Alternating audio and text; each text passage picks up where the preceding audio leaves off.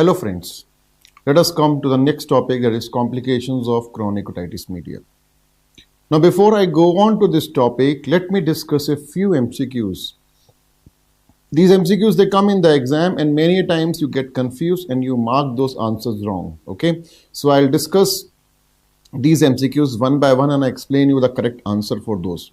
Alright, the first question, most common complication of otitis media.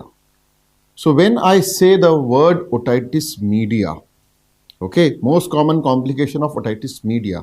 So when I say the word otitis media, it includes acute otitis media, it includes serous otitis media, it includes chronic otitis media. Okay, and remember, chronic otitis media is of two types, aticoenteral disease and tubotympanic disease. Okay, two types. Alright, so now it includes everything, acute otitis media, serous otitis media, chronic otitis media. So therefore, you see, out of them, acute otitis media is much more common. Okay, it is like 8 to 9 times more common than chronic otitis media.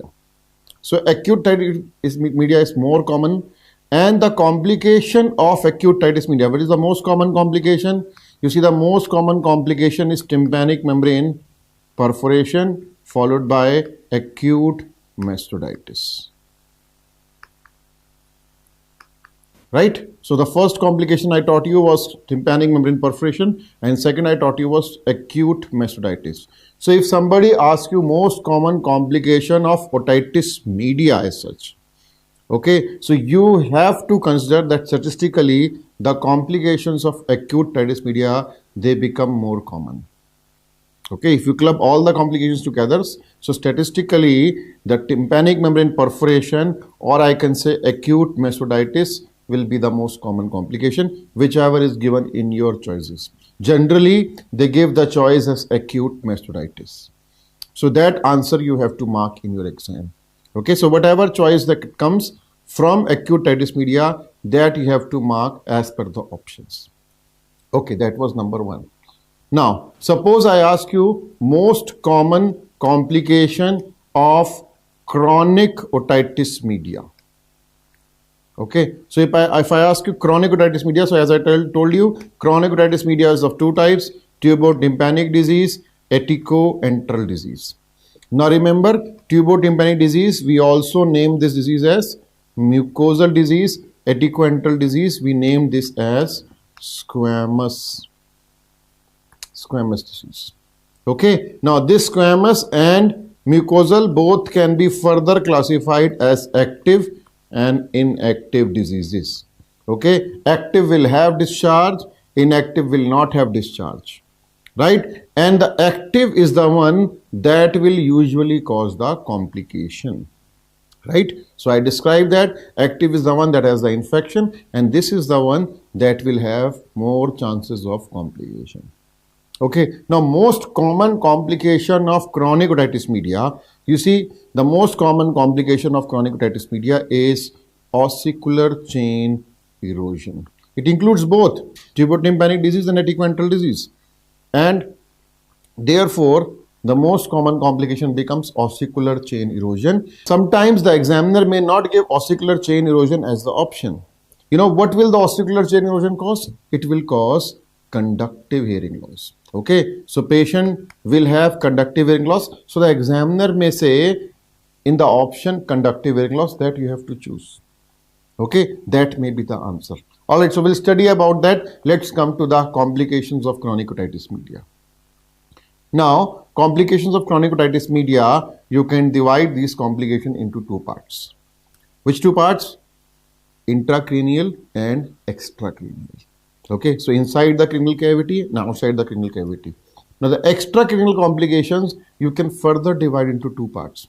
Those inside the temporal bone, intratemporal, and those which go outside the temporal bone into the neck, etc. So those are the extratemporal complications. Right? So we'll first start with the extracranial intratemporal complications. Okay, so intratemporal complications, part of extracranial complications. So let's start. Number one complication is ossicular chain erosion. Okay, this is the most common condition. Okay, this is the most common complication of chronic otitis media, as I just described you. So sometimes, you go for surgical repair of the tympanic membrane, and when you lift the tympanic membrane, you find a situation like this, where you can see over here that the incus lenticular process and long process over here, you see it is eroded. Okay, so you can see that now the chain is broken. Okay, you can clearly see that this is the stapes head, and over here this is the chorda tympani. If I remove the chorda tympani over here, you can see that this is the incus, the lenticular process of incus, and some part of long process is eroded. Right, so you can clearly see the stapes head, and now the two joints are not joined together. The incudostapal joint is not there. So what will the patient have? Patient will have more conductive hearing loss. Remember, if there is a tympanic membrane perforation, the conductive hearing loss is 10 to 40 decibels. 10 to 40 decibels. Okay. Now remember, if there is a tympanic membrane perforation, the conductive hearing loss is 10 to 40 decibels.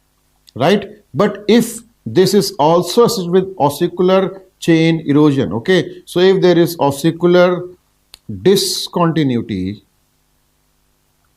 so if there is an ossicular discontinuity, this will go up to 45 decibels. So now patient will have a hearing loss of 45 decibels. All right. Now, some may say that, okay, there is a small ossicular chain erosion. I will not correct it. I will just go and do a myringoplasty. I'll just repair the tympanic membrane. We will see about the ossicular chain erosion later on. Let's just repair the tympanic membrane. So what will happen? You see, if you repair the tympanic membrane and you do not repair the ossicular chain, what will happen in that scenario? Now, in that scenario, you see, the tympanic membrane will act as an obstruction. Whatever sound waves are reaching the tympanic membrane, it may be passing to malleus. Malleus may be passing to incus, but incus is not giving that to the stapes. So you see, the vibration of tympanic membrane goes waste. In fact, the tympanic membrane is an obstruction. Now it starts reflecting back more sound waves. Okay, so it is reflecting back more sound waves. If the tympanic membrane was not there, some sound waves may be directly reaching the stapes and the oval window and stimulating the inner ear. Okay, but because tympanic membrane is there, it is now creating an obstruction. It is not helping in the conduction of sound. It is just an obstruction. So if you do not repair this ossicular chain, okay, that means now the tympanic membrane is intact, right? But the chain is eroded. So there is a tympanic membrane is intact, but the ossicular discontinuity is there. Now in this case, the conductive hearing loss will be 54 decibels. So you see, the conductive hearing loss will increase. So it is very important that when you go for repair of such a condition, you should repair the ossicular chain also along with the tympanic membrane. Okay, otherwise, instead of giving an improvement to the patient, you will further increase the conductive hearing loss. Okay, so that was the first complication. The next is the labyrinthitis. So labyrinthitis means the infection from the middle ear goes into the inner ear. All right, so then we have labyrinthitis. Now, how will a patient of labyrinthitis present? A patient of labyrinthitis presents with sensory neural hearing loss. Obviously, the inner ear is infected, it is inflamed, so patient will have sensory neural hearing loss. Also, the patient will have vertigo. Okay, so the patient also has vertigo because his balance system is gone now. And this patient also has tinnitus. Okay, tinnitus is a constant ringing sensation in the ear. Constant ringing sensation. Right? So that ringing sound or ringing sensation is known as tinnitus. So patient will complain of these three things: sensory neural hearing loss, vertigo, and tinnitus. Now this labyrinthitis can be of two types. Which two types? Number one, it can be serous labyrinthitis. So what do we mean by serous labyrinthitis? In serous labyrinthitis, only the toxins they enter into the inner ear. So you see, because of the bacteria, because of the pus, or because of the dead epithelium in the colostoma sac, so the toxins are released. You see, the chemicals are being released from this colostoma sac. They are constantly dissolving the bone around them. The enzymes are being released. Okay, so now what happens? They release toxins. These toxins, they enter into the inner ear. And what will happen because of that? Because of that, the patient will have labyrinthitis. Now, this kind of labyrinthitis, serous labyrinthitis, the sensorineural hearing loss is reversible on treatment. All right.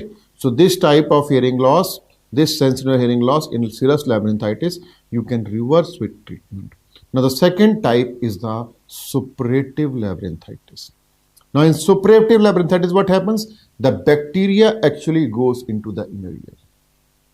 Okay, so the bacteria goes into the inner ear, and now what happens? It will lead to irreversible sensory neural hearing loss. Okay, so this type of hearing loss is irreversible.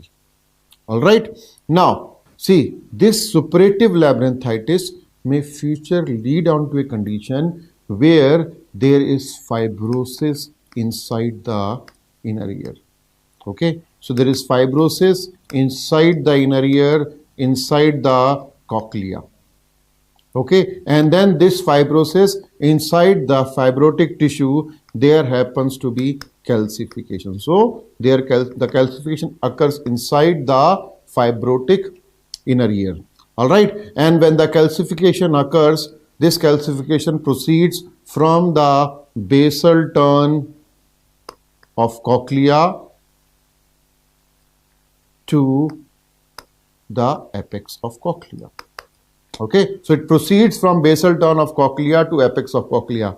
And what will happen? If the inner ear will ossify, if the cochlea starts ossifying, what will happen? Now this patient will have progressive sensory neural hearing loss. Okay, so the patient has progressive sensory hearing loss even after getting the treatment for labyrinthitis, for suppurative labyrinthitis. Okay, so the patient complains. So we have a patient who had suppurative labyrinthitis.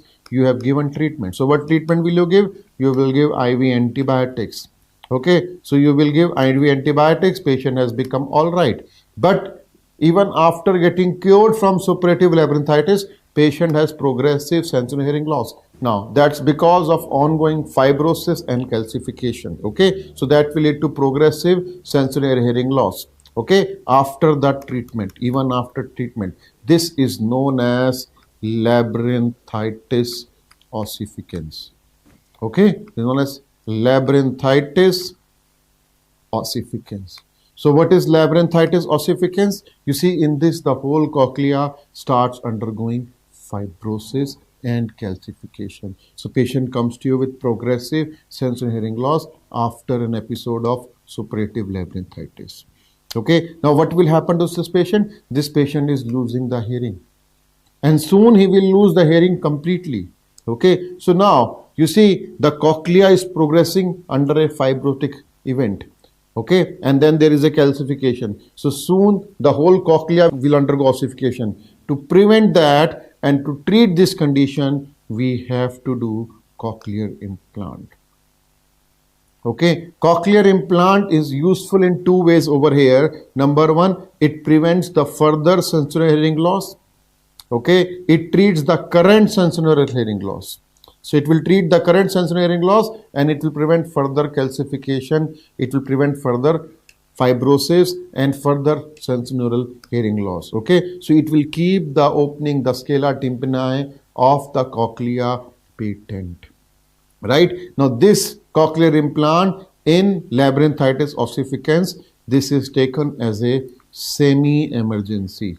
That means we do not like to delay this patient of cochlear implant. We try to do it as soon as all the other criteria are met. Because if once the labyrinthitis ossificans is complete, you see, the ongoing labyrinthitis ossificans is a semi-emergency.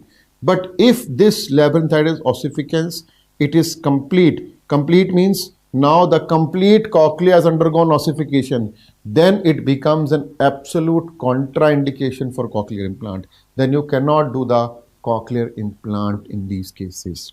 Okay, right? So we'll study that once again once we study the cochlear implant. But remember, labyrinthitis ossificans, the start or the progressing one, is a semi-emergency. It's an absolute indication. Rather, it's taken as semi-emergency for cochlear implant. And if it is complete, then it's an absolute contraindication for cochlear implant. Okay, next we come to labyrinthine fistula.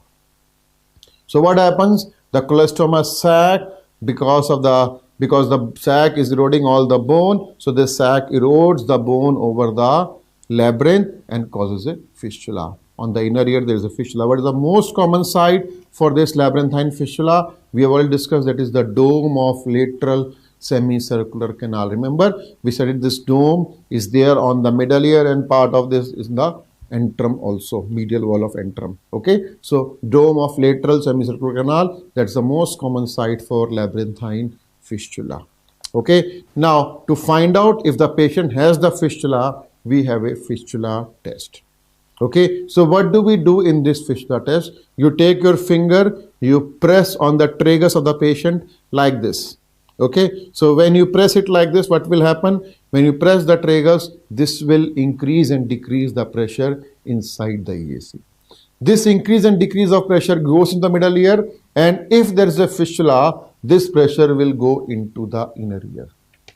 Okay, what will happen to the patient? You are moving the fluids of the inner ear. Okay, so patient will have vertigo and nystagmus.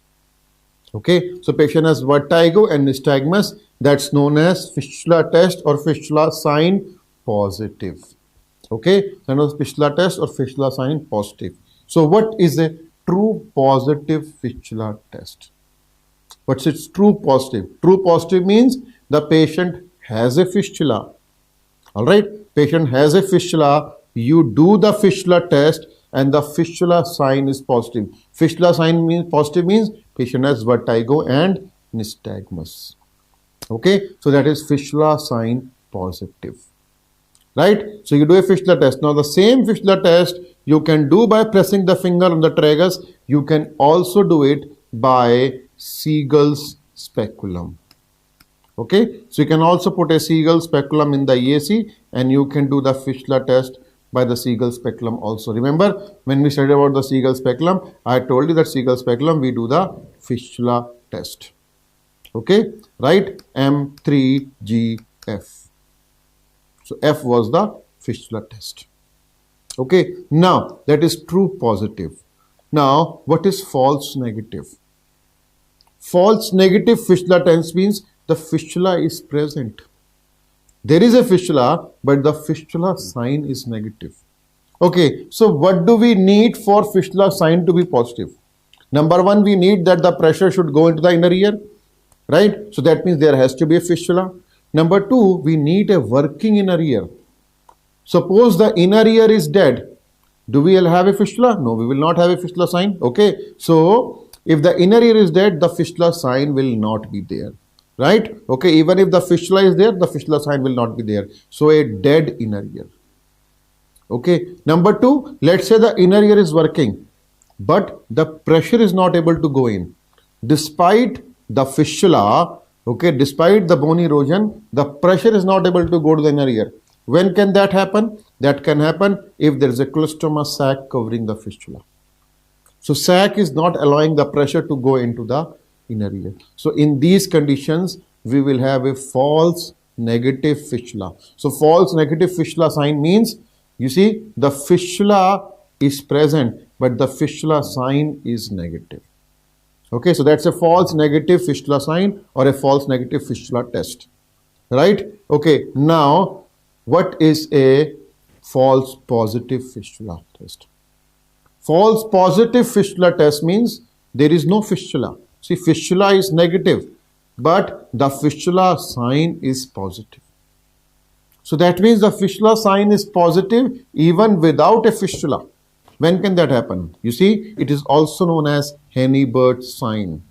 False positive fistula test or false positive fistula sign is known as Henneberg sign. This is seen in Meniere's disease and congenital syphilis. Right?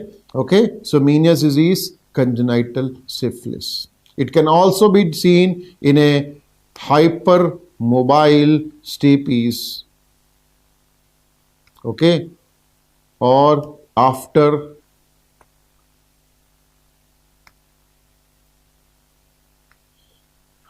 stapedectomy. Okay, so that's a surgery for autosclerosis. Okay, so after stapedectomy or stapedotomy, you can have this fistula sign positive. Okay, despite no fistula. All right, so that is your labyrinthine fistula. All right, let's come to pitrositis. So this is the next complication of the cholestoma or the chronic otitis media, pitrositis. Now what happens in pitrositis? You see, the cholestoma is generally over here in the attic. Now from here, the infection goes to the pitrous part of temporal bone. Okay, that's known as pitrositis. Now, this pitrositis, it presents with a syndrome. That syndrome is known as Grady-Negro syndrome. Okay, so I call it as grade D syndrome. So you see, Grady-Negro, grade and D syndrome. So D means 4. You see, A, B, C, D. You have 4 choices in the exam. So D means 4. Okay, so this means that there are 4 Ds. Grade D syndrome I call it because there are 4 Ds in this. Number 1 D is discharge. Patient has a long-standing history of ear discharge. Right? Number 2 D stands for deep-seated retroorbital pain. So patient will come to you of pain behind the eyeball. Deep-seated retroorbital pain. Okay. Number 3, the patient comes to you with diplopia. Diplopia of lateral gaze. Now, why this patient has diplopia? This patient has diplopia because of the lateral rectus muscle palsy. Lateral rectus muscle is supplied by the 6th nerve, that is your abducens nerve. So this abducens nerve undergoes palsy. Now, why the abducens nerve undergoes palsy? Because the abducens nerve crosses through a canal in the petrous part of temporal bone. Okay, that canal is known as Dorello's canal. So your 4th D is Dorello's. Remember 1, 2, 3 and 4D. Okay, so this is a grade D syndrome. There are 4 Ds over here. Dorello's canal. So you know what happens? That in pitrositis, the petrous part is inflamed. So because the petrous part is inflamed, this abducens nerve, it gets compressed in the bony canal, the Dorello's canal.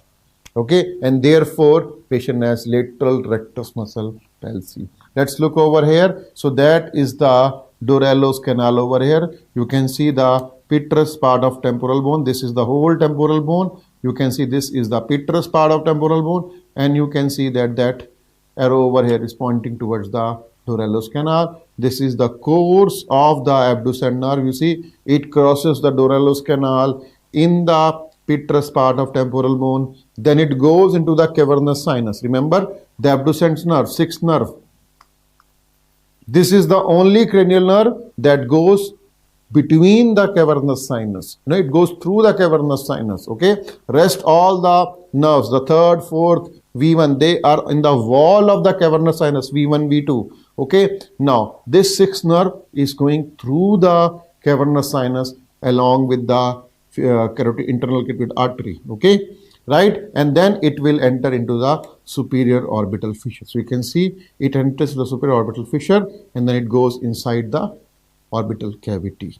Right, so there it supplies the lateral rectus muscle, the extraocular muscle. So if the abducens nerve is palsied in the Dorello canal, so the patient will have lateral rectus palsy. So the lateral rectus muscle will not move. Suppose this side muscle is palsied, when the patient tries to look at this side, now this eye will keep on looking on the straight, will cannot turn on this side, whereas this eye can turn. So you see, now patient will have diplopia of lateral gaze. Okay, all the other movements of the eyeball will be all right, only the lateral gaze palsy will be there. All right, okay, now these were the intratemporal complications of chronic otitis media. Let's go to the extratemporal complications of chronic otitis media. So extratemporal, extracranial complications. So those were the intratemporal complications. Let us now come to the extratemporal, extracranial complications. Okay, to study these complications, let's go to this diagram of the temporal bone. Now we have studied the different parts of the temporal bone. So what are the different parts? There are 4 parts of temporal bone: the squamous part, the petrous part.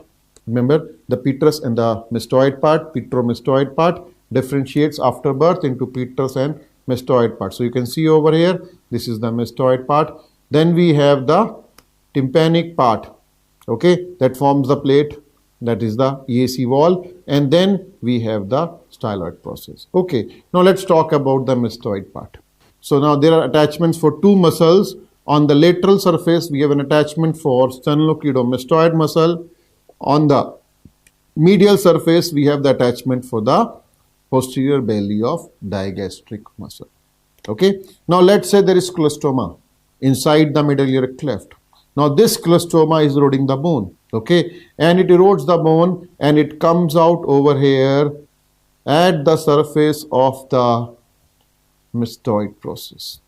Okay, we know this is our triangle. Which triangle? McEwen's triangle. Okay, so medial to that we have the antrum. So antrum was full of the cholestoma. The cholestoma eroded the bone and came out laterally. So when it came out laterally, now it will form an abscess over here. Okay, now this abscess is just behind the pinna. Okay, this abscess is just behind the pinna. So you can call it as post-auricular abscess.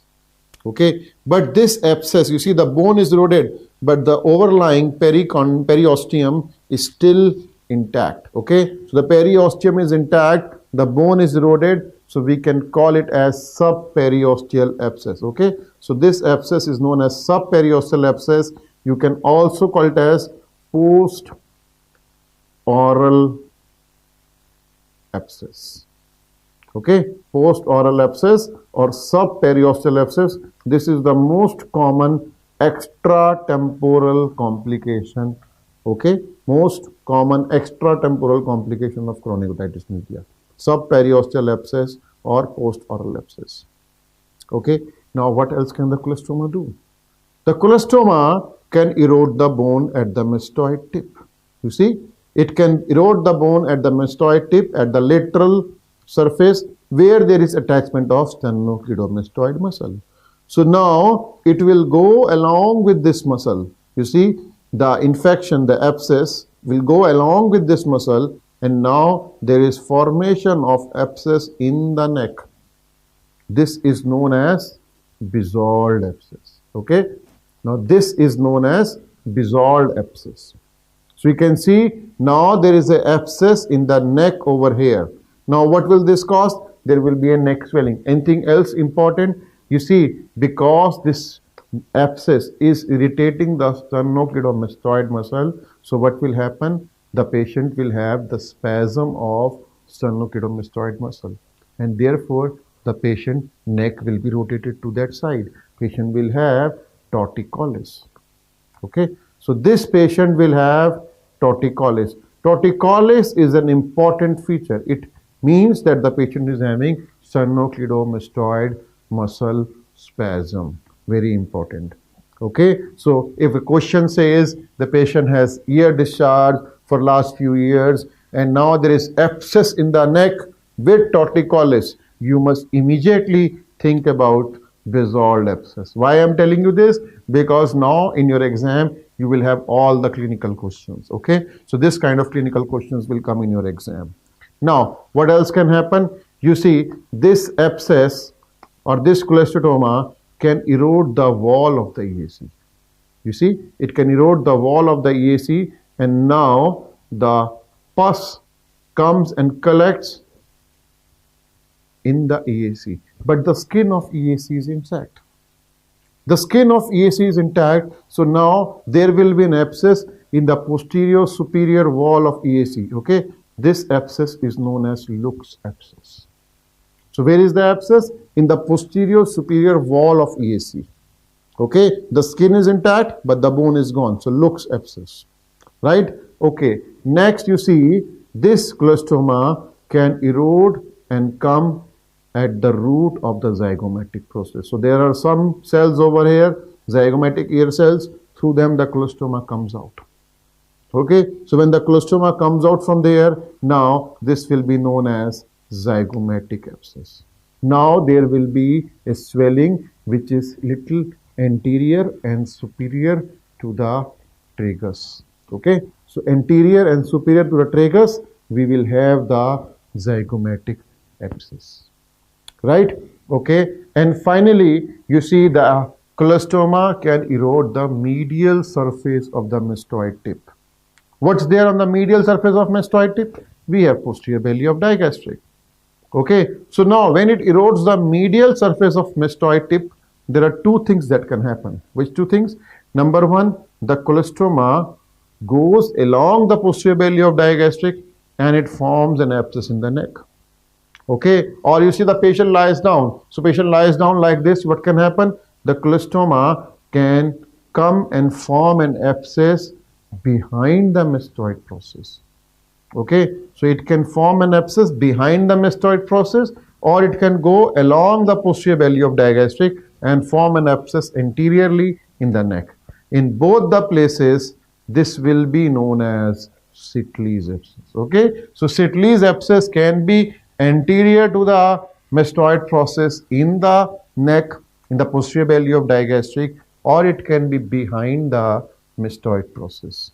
Okay, so that is the Sitley's abscess. These are the different abscesses. Let's look at some clinical photographs, shall we? So this is the number one. This is the post-oral or the subperiosteal abscess.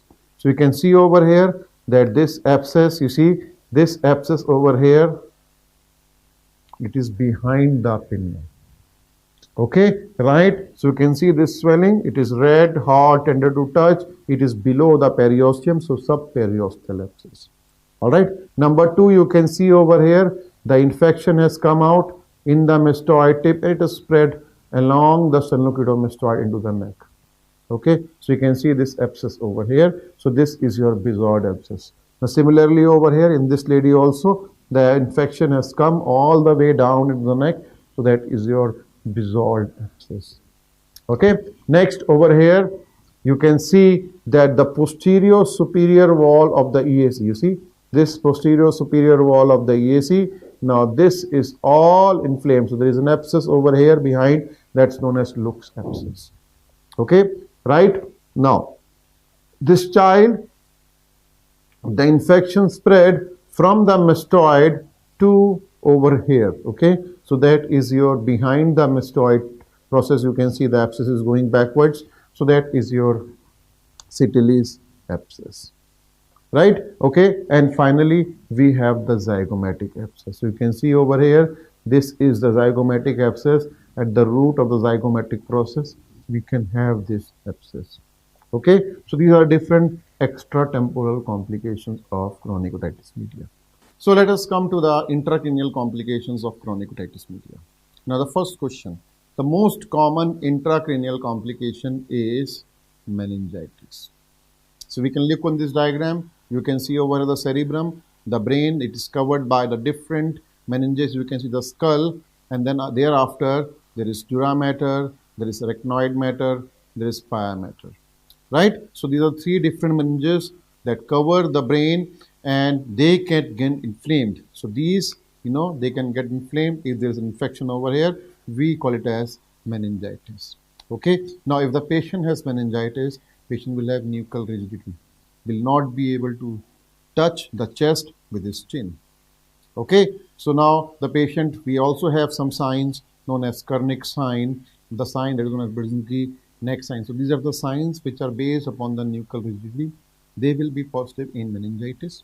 Okay, and if these signs are mentioned to you in a question, in an ear question, that patient is having ear discharge and now the Kernick sign is positive or the Brzezinski sign is positive, or the patient is having nuchal rigidity. So you have to suspect the question. The examiner is taking you towards the intracranial complication. Which complication? Meningitis. Okay. So, these are neurology questions. These are neurology topics. So of course you will be studying in detail in the medicine and neurology topic, but these signs they are asked in the ENT questions, so you should know about them.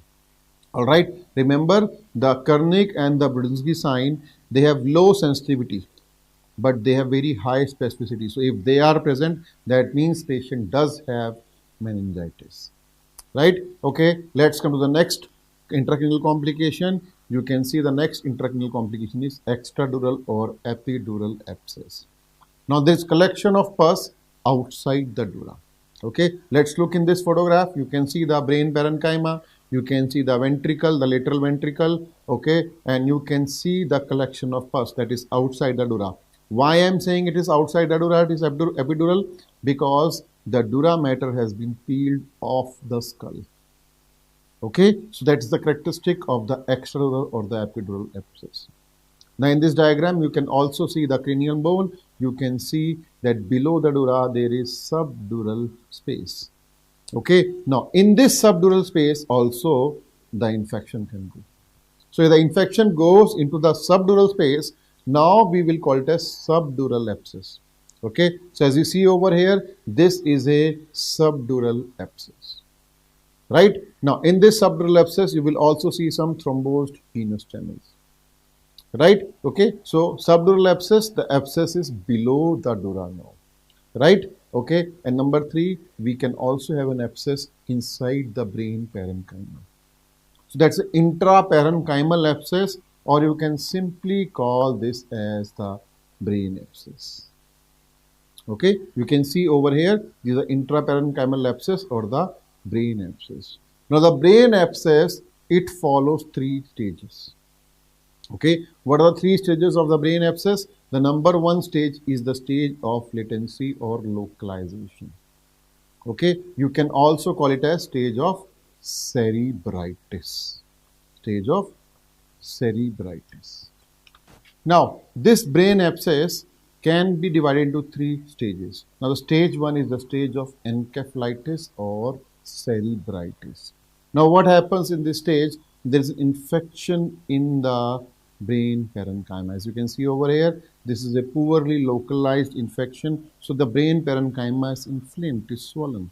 Okay, so it's the stage of encephalitis and cerebritis. Now what is the second stage? The second stage is the stage of latency or localization. Okay, so what happens over here in this stage? You can see over here in this stage, now there is a formation of capsule. Okay, so in this stage there is capsule formation. So that means the abscess now localizes to a particular place. Okay, there is capsule formation all around that abscess, and in between that we have the soft, semi-solid or the liquid tissue. Okay, so that's the place of necrosis inside that capsule. Now the stage 3 is the stage of expansion, and then finally it ends in rupture. So what happens in this stage 3? Now this abscess, this capsule, it starts expanding. So now it will act like a mass lesion.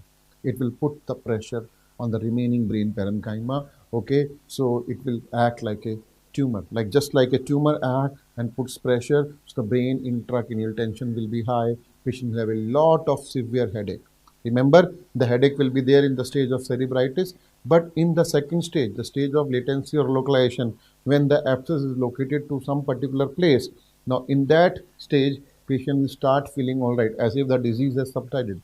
Okay, but then later on it will come with expansion, so patient will have a lot of headache, patient will have raised intracranial tension, and in after some days, patient may have a rupture of this capsule. Okay, and the abscess may go out. So you know, if we go by timelines, so if we have the timelines, the cerebritis stage takes around 1 to 3 days.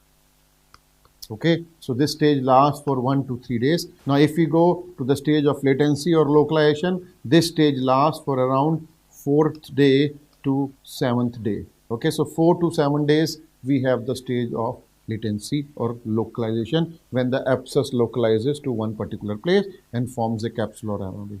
So after 7 days, that means after 1 week, this capsule starts to expand. Okay, so now this expansion may go from 8th day, it may keep on going till the 13th day. So around 13 to 14th day, Okay, so at the end of the 2 weeks, generally this will undergo a rupture.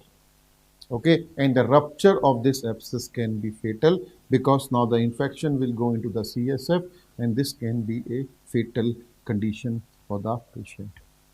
All right, now this brain or the intraparenchymal abscess we can diagnose nowadays with the help of MRI. So you can see the MRI over here is the investigation of choice, and in this MRI you can see this abscess.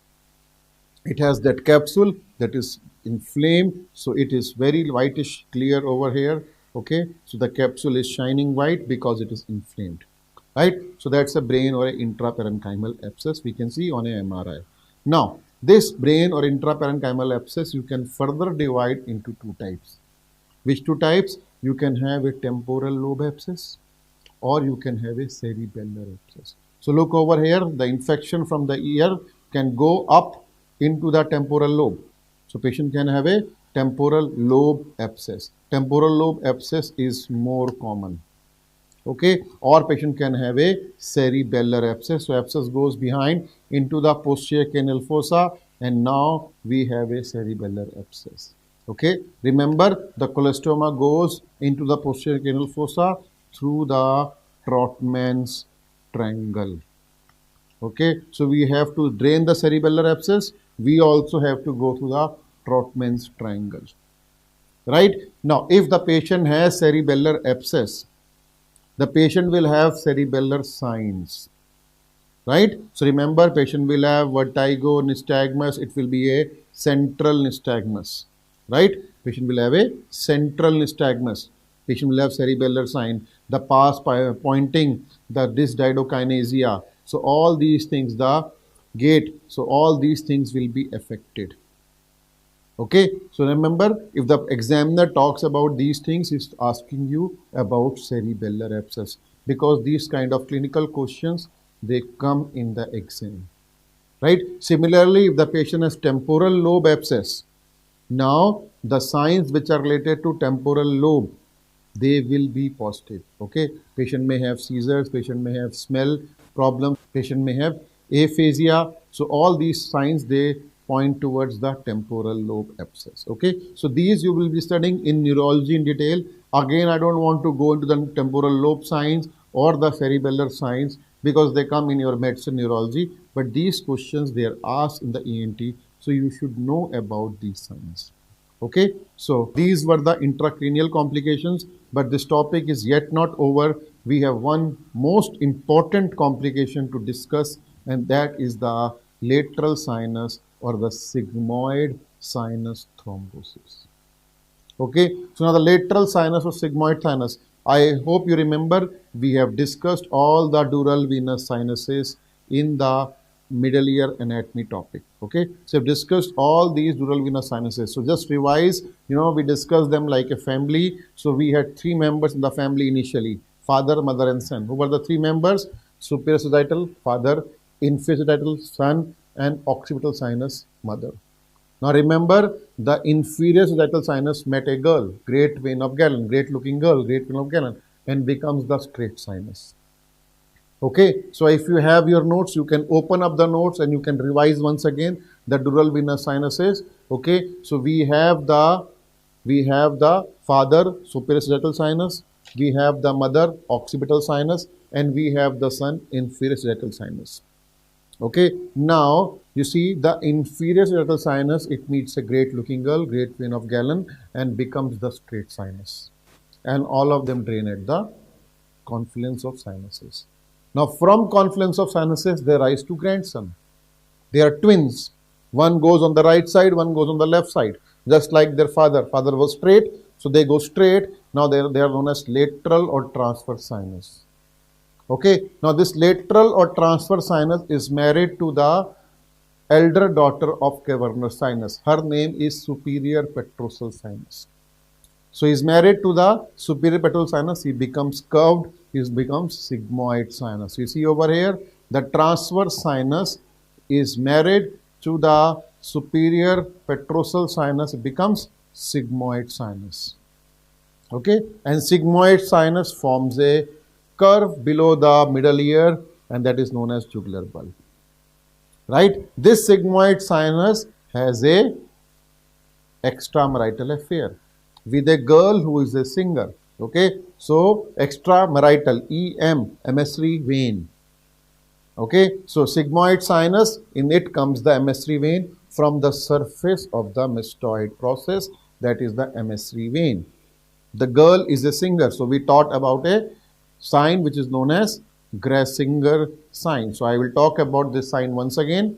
All right, and then the forms the jugular bulb, goes outside the jugular foramen and joins, marries with the inferior petrosal sinus, becomes the internal jugular vein. So that was the sigmoid sinus or the lateral sinus. Okay, so now that was the lateral sinus or the sigmoid sinus. Now if this lateral sinus or sigmoid sinus undergoes thrombosis, how will this patient present? How will a patient of sigmoid sinus or a lateral sinus undergoes thrombosis presents to us? The patient will have number one, fever.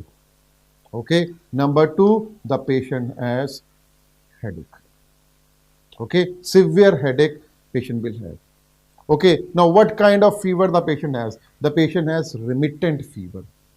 This patient will have remittent fever. We call it as picket fence fever. So what do I mean by remittent fever or picket fence fever? You see, let's say this is the baseline. Okay, you can see over here, this is the baseline for this patient. Okay, so that is your 98 degree Fahrenheit. Okay, so that is the baseline. Now this patient, in this patient, there will be a constant 102. So let's say this is 102 Fahrenheit. Okay, so there will be a constant baseline, and from here the patient will have a spike, let's say for 105. Okay, so you'll have a spike of 105, come back to 102, and this is how the patient fever will be. It will never come to that baseline of 97 over here. Okay, so 97, 98, it will never come. It will be at 102 and it will keep on going to 105 like this. Okay, so it will be a remittent fever. This type of fever which never comes to the baseline is known as remittent fever. Okay, so this is a picket fence fever or a remittent fever seen in lateral or sigmoid sinus thrombosis. Intermittent fever comes to the baseline. Remittent fever never comes to the baseline. Right? Okay, what else will happen in this patient? Now when you examine, you will see that there is edema over the mastoid surface. You see, there is edema over the mastoid surface. Why there is edema? Because the emissary vein is thrombosed. The emissary vein is draining into the sigmoid sinus. So the sigmoid sinus is thrombosed, therefore emissary vein is thrombosed. Now there is collection of fluid over the mastoid surface. Remember, emissary vein, extramarital affair with a girl who is a singer. So that is Gressinger sign. Right? Okay, so that's the Gressinger sign. Now, how can you confirm that this is a sigmoid sinus or a lateral sinus thrombosis? You see, if the sigmoid sinus is thrombosed, the lateral sinus or the transverse sinus is also thrombosed. So we are using these terms interchangeably. How do you confirm? You can do a Tobbe-Ayer or a Kuchenstedt's test. Now, what is done in a Tobbe-Ayer or a Kuchenstedt's test? In this test, what we do a lumbar puncture. So you can see over here, we do a lumbar puncture, and with the help of this lumbar puncture, we measure the CSF pressure. So you can see over here, the lumbar puncture is being done and you are measuring the CSF pressure. Okay, you see what you do now, while you are measuring the CSF pressure, you see one side, let's say the right side is thrombosed. So you are suspecting that the patient's right side is thrombosed. Okay, so now what you do is you keep your fingers on the normal side.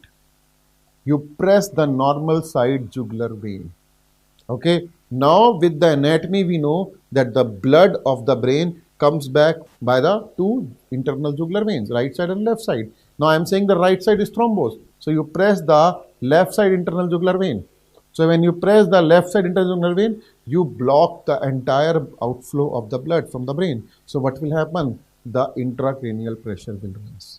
And immediately you can see that change over here. If this is more than 10 millimeters. If it is more than 10 millimeters, that means the patient is having sigmoid sinus thrombosis. Okay, so if press on the left side, the patient is having sigmoid sinus thrombosis on the right side. If you press on the right side, you see this side is thrombosed. So if you press on this side, there will be no change in the CSF pressure.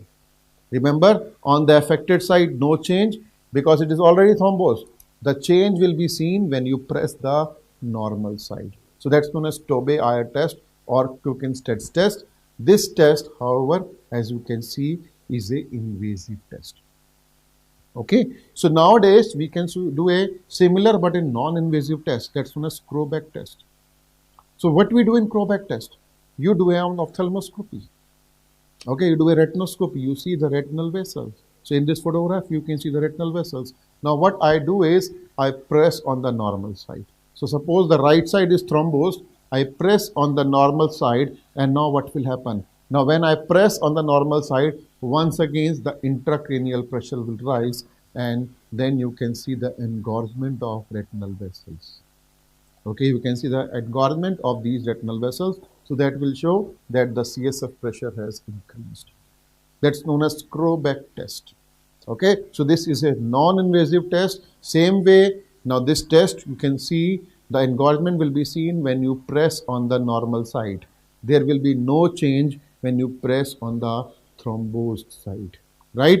Okay, now the conclusive investigation nowadays that we have is the MRI or the contrast enhanced CT scan. It's a vascular disease. Okay, the vascular channel is thrombosed, so you can also see it on a CT scan, but you have to do a contrast enhanced CT scan, right? So you can do an MRI or you can do a contrast enhanced CT scan. So first one you can see is the CT scan, the second one you can see is the MRI, and in both of them you can see the empty delta sign. Okay, remember this sign is empty delta. Many books have mentioned delta sign, but if you notice over here that inside the vessel, okay, inside the sigmoid sinus, there is thrombus. So the inside is not highlighted, okay, it is hypointense. Only the periphery has become hyperintense. Okay, so you can see over here, only the periphery takes the contrast because it is inflamed. All right, so the periphery becomes hyperintense, but the inside is hypointense. So it is a empty delta sign. That's the correct name for this sign, empty delta sign. Many books they mention this delta sign. That's actually not completely correct. Okay, the right terminology is empty delta sign. But if you get a question in your exam where the word empty is not mentioned, only delta sign is mentioned, okay, then you can mark that as the correct answer. But if empty delta specifically is mentioned, then that is the choice you have to mark. Okay, so this you can see on an MRI preferably, or you can also see on a contrast enhanced CT scan. Okay, so this is the investigation of choice to identify the lateral sinus or sigmoid sinus thrombosis. MRI, okay, if MRI is not in the option, you can mark your answer as contrast enhanced CT scan. Okay, so let's go to this question before we finish the topic of the intracranial complications. Tobey-Ire test. We just discussed the Tobey-Ire test is done for lateral sinus or sigmoid sinus thrombosis. Once again, we will use these terms interchangeably, because if sigmoid sinus is thrombosed, that means of course the lateral sinus or the transverse sinus is also thrombosed. Okay, next question, CSM with picket fence fever. You see, picket fence fever, remittent fever is seen in, answer is clear to you now, sigmoid sinus thrombosis. Okay, so these were the complications of chronic otitis media. Okay, lot of questions are asked from these complications, so please do revise them again to have a full understanding.